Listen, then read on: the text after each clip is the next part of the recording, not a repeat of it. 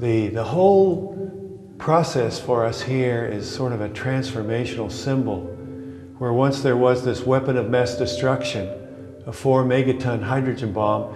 Now the bomb is gone and we've converted it into a very peaceful, pleasant living space.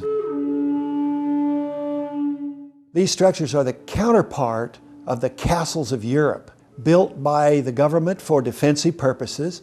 They're hardened structures that will exist for many centuries. Well, we are west of Topeka, Kansas, just off in the Kansas countryside. My wife and I are partners in the company we call 20th Century Castles. We have closed 55 sales of these kind of properties over the last 18 years.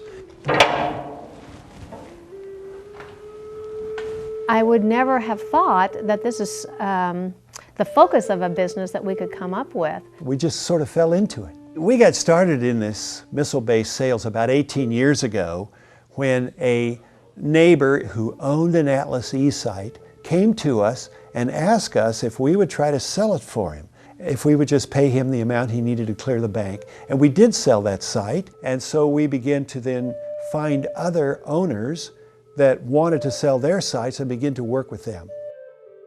I'm inundated with emails and phone calls of people interested in these structures. The problem is how to buy them.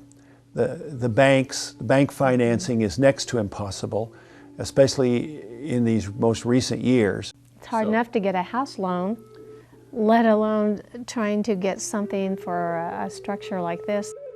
Our advice to buyers wanting financing is there something you can sell? Are you in a present house that you might sell? Or do you have a rich relative? And because banks are probably not going to cooperate in the purchase of one of these sites. These were meant to withstand a nearby nuclear blast, and they're some of the strongest structure ever built on the planet. And there are people who are recognizing the value of that in these kind of times.